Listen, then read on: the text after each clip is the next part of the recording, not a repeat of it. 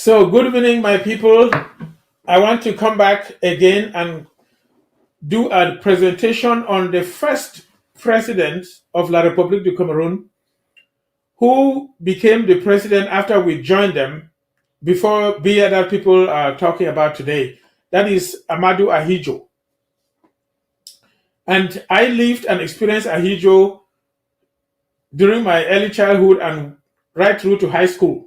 This is Amadou Ahidjo. He was a Muslim from the north that the French used to push aside Mbida. You had Mbida, who was the prime minister in East Cameroon, and the French did not appreciate what Mbida was doing because he was showing some level of autonomy while they were killing the UPC. And Mbida was collaborating with them. They didn't like Mbida, so they went and co-opted Ahidjo. He was a high school from their baccalaureate graduate who was a telegraph officer in those days. So they took him and raised him up and pushed Mbida out and put him in. That's what the French do. Just like they pushed Ahidjo out and put Biya in. And they would try to play tricks and claim that Biya may have won and pushed him out and put somebody in. That's what they usually do. The Francophones don't know anything about any elections. Anyway, I want to talk to you about Ahidjo. This is the same person who was like the president after La République acquired what was called independence on January 1st of 1960. He is the one who signed the agreement with France a week before they acquired independence and was totally subservient to the French. And he is the one who made all the promises before the United Nations Decolonization Committee about our coming together as two federated states of equal status in 1961 February.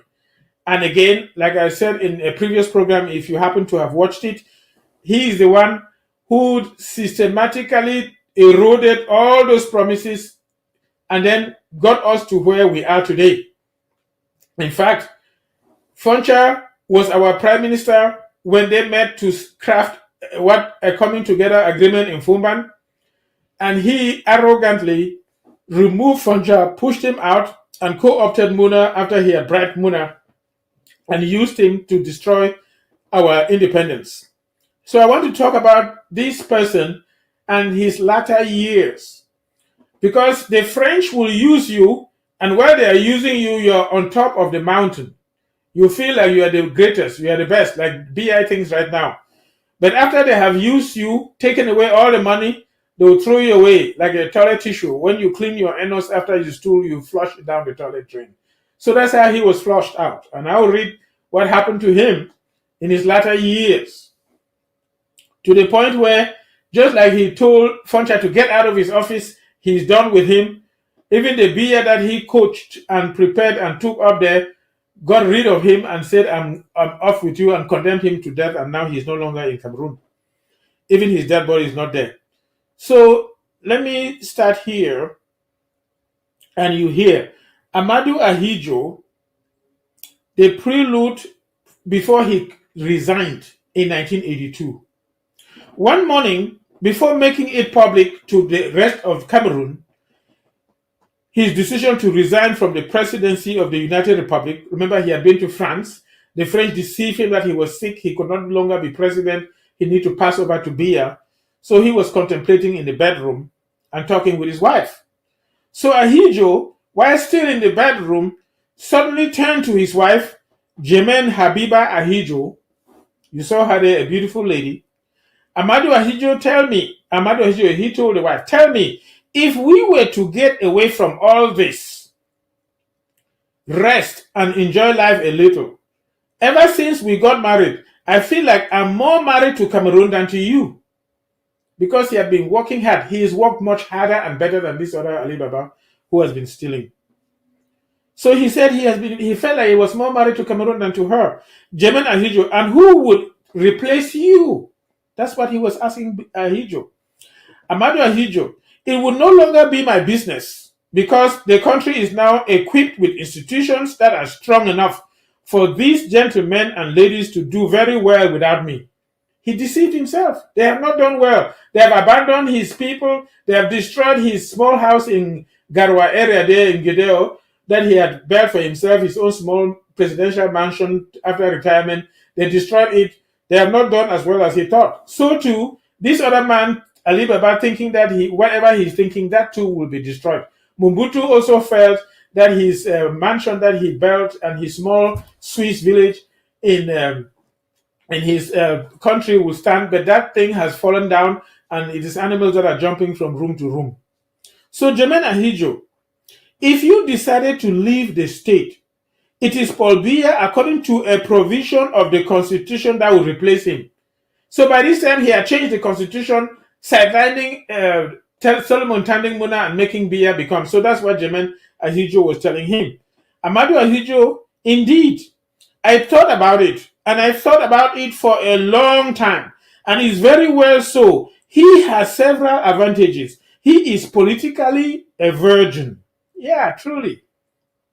And he is not a man of any region. I've seen him at work, and all these sectarian considerations have no kind of influence on him. Yeah, he deceived him very well.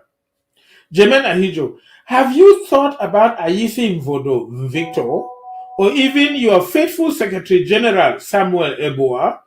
I find them quite capable and even more charismatic than Paul Biya. Amadou Ahidjo, I thought about it too. Ayisi is a friend and a loyal man who would jump into the Benue for me if I ask him to. And in this regard, he represents the most convenient choice. But he is by temperament and by nature very belligerent, and would alone be able to provoke a civil war that would embrace all of Cameroon, thereby reducing to nothing all efforts of national unity. So he thought that Ayisi Mvodo would cause a civil war. The person that he thought could not is the one who has caused the civil war. As for Eboa, he has the phobia of the Bamileke, which he hates deeply, and about which he is incapable of the slightest nuance. No one can govern this huge country without the contribution of the Bamilekes. Have you heard? Nobody can govern this big country without the contribution of the Bamilekes. They are wasting their time trying to sideline Kamto. Let them do their best, but they cannot do without the Bamilekes. That's why Paul Biya seemed to me the only one who could do the business, even though some blame him for taking far too long to position. This character trait seems to me rather represent an asset of a man who is not a fan of rushing and who possesses all his cold blood. In a country of contradictions and diversity like ours, it's a great quality. Plus, he is loyal, dedicated, and hardworking. Paul is the man.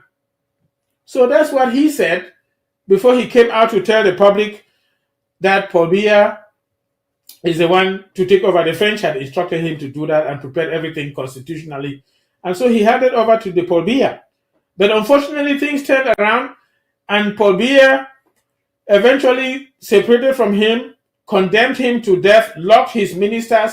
Even Bello Buba had to run for his life and was hiding in Nigeria. Issa Chiroma was locked up in jail. I hear that they used to urinate into his mouth every day. And then eventually they all repented, and he brought them back, paid all of the money that was due Bello Buba, Maigari, because he became prime minister. Immediately Biya took over. So they gave him all of that money plus other money and put him in ministerial positions. That is his own bribe to remain faithful. And Issa Chiroma, and then this other one, Chiroma, my Bagari, he too got his own money and did a lot of mischief. So all of them are dueling on money that they have been bribed with. But now it goes further. Before he died, this is very interesting. He died on November 30th of 1989 in Dakar in Senegal, and that's where he is buried. Amadou Ahidjo, the first president of Cameroon, entrusted his regrets to Young Africa about having chosen Paul Biya. He says he made a mistake of appreciation over choosing Paul Biya as successor. I had taken him at the end of his studies with me in the team of my office. He had graduated from Paris and came back to Cameroon in 1962 at the age of 29. And Biya co-opted him into the government. I gave him to Mr. M to one point, Eteki Mbomwa, then Minister of National Education, to be its chief of staff. Then I took him back to my office where he had to do his entire career. Whatever I think today of the man and the grave mistake of appreciation I made regarding him, nothing stops me from saying that he was serious, hardworking, thoughtful, and by all appearances devoted. I am not aware that his colleagues at the seminar called her a miss. That means the colleagues used to call him miss because they used to homosexually molest him. That's why. Note that ministers often complain that he never addressed a problem of any importance if it entailed taking responsibility. I thought that given the position and the helping position, I sincerely believe could become a president in accordance with the hopes I had in him for the greater good of Cameroon. Since he was not from the north, that he was a Christian, that he descended from a small ethnicity of the South Central, the Bulu Betis, it seemed to me that he could, more easily than others, be a trait of unity in the country, that I would not be accused of privatizing the North, of confiscating power from the hands of the men of the North. North and my religion arriving at the supreme post, it does not take long for the man to discover himself as he really was. Come to power, Mr. Biya ran no other risks than those inherent in his charge and was no more threatened than other heads of states, his peers. Truth is, I said it in the only statement I've made since the breakup between Mr. Biya and me. Some people thought I was exaggerating. I talked about the phobias of conspiracies and murders. I should have said hand ties, but things have only grown since then. Everyone will recognize that we are now actually in full phobia, to employ an understatement. So he rather brought terrorism, and then they faked the coup of 1984, and then gathered all the Muslim military people and killed them at Nfu and Bolowa and all those places. A real psychosis anyway. Mr. Paul Biya is literally plagued by the morbid fear of losing power. That's Ahidjo talking, that he is afraid of losing power. And since mounted his blow of being assassinated, it's a pity, because everyone knows what irresponsible acts people with this evil are being led to. Further proof of the panic living in Paul Biya, I find it in the constitutional reform he just carried out regarding the arrangements for the replacement of the President of the Republic in case of a vacancy during his term. So Ahidjo realized that Biya now started manipulating the constitution to make sure that he remains the president forever, that nobody even has a chance. Ahidjo had prepared that Biya could come if something happened to him. But Biya was now preparing that nobody could come. Nothing else. That's why at 92, he's still trying to win an election and run for another 7 years to be 99. They're just playing games to use that as a trick and bring somebody else, that the French one. Anyway, so Ahidjo is talking here. This is Ahidjo talking. In case of, how can someone newly elected, just elected, already president and fully holding office before and during elections, find it unacceptable when it comes to someone else? So he has come to power, and now he doesn't want anybody else to come to power. Why wouldn't what's good for him be good for someone else? Especially for the President of the National Assembly providing the interim during the vacation, forbidding him from candidacy because he believes he has thus protected himself from the loss of power and loss of life. So Biya now came. Remember, Muna was still the Speaker of the National Assembly, and ensured that the Speaker of the he changed the Constitution to make sure the Speaker of the National Assembly cannot ascend to power. If at all, he will only be interim for a few 40 days, and then make sure that the power comes back to them. So Ahidjo is decrying this. So he is tasting the soup that he had cooked. When he kicked Foncha out, now he's being kicked out. With the succession no longer automatic and the election becoming totally open, it would be of no use Does he think of provoking his downfall in one way or another? That's what Ahidjo is thinking. These explanations, we are sure, come from good sources, his friends and inspirations. Mr. Paul Biya wants to be a real Democrat, the man who will have, say, his to referee's speech, freedom to the Cameroonian people, the one with whom everyone can express freely and loudly his thoughts without a beacon or risk, the one with whom objective, pluralistic, and contradictory information will flourish. Bravo! That's what the PR was saying at the time. That people can now express themselves. You don't need to be a Makiza anymore. You don't need to hide in the bush. You can come to Cameroon and express yourself. But what have we seen? They kill people at night, pick them up, destroy them, and lock them up and kill them. Let's now face facts in their cruel and blinding reality. This is Ahidjo talking. Listen to Radio Cameroon and read the press and say if you will find even sweetened an opinion, a relationship of facts other than those wanted and ordered by the power.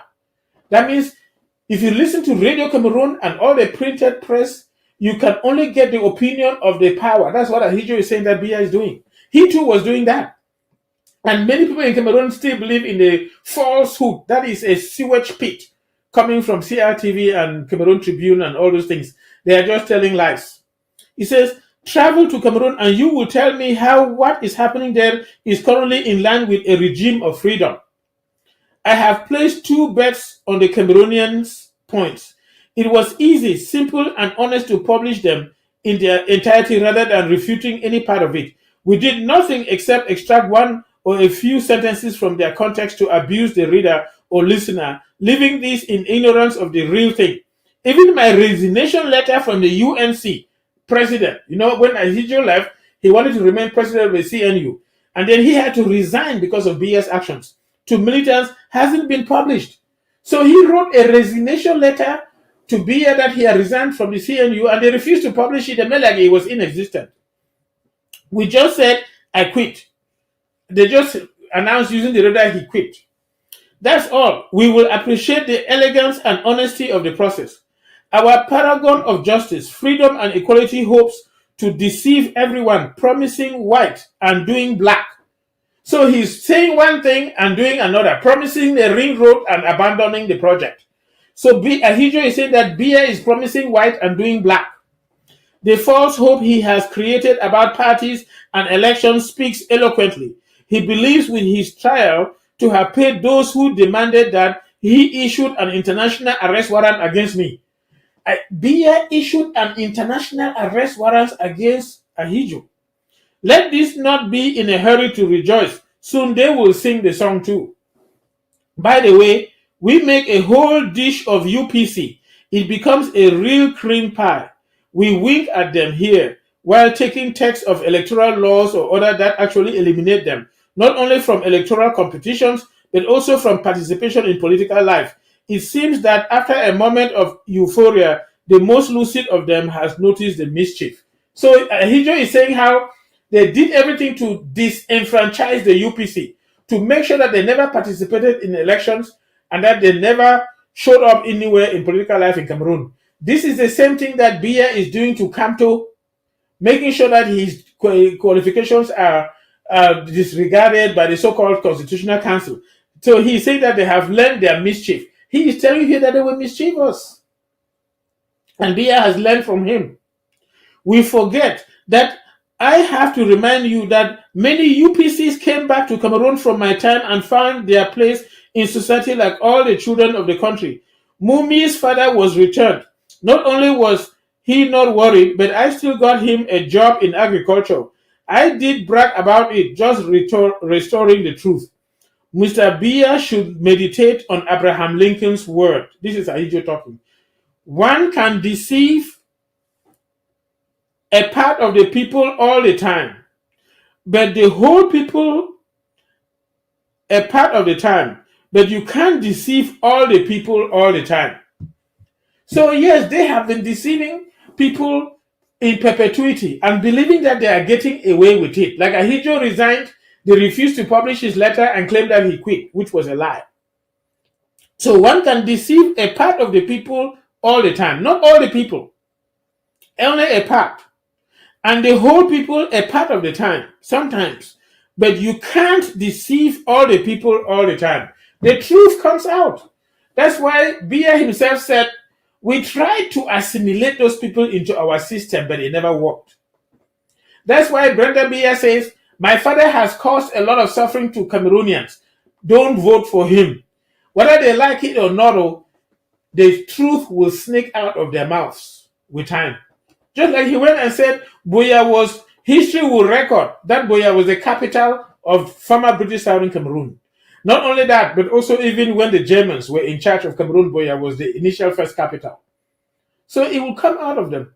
And just like this Ahidjo that I just talked about was undermined, sidelined, and cast away, just as he undermined, sidelined, and cast away Foncha, you will see how this Ali Baba and his 40 thieves will also be sidelined, undermined, and cast away. You will see it with your own eyes. Many people will see it and be surprised. Because what happens to the danda is going to happen to the goose. We are all humans and we all die. So it's not like one person dies and another person does not die.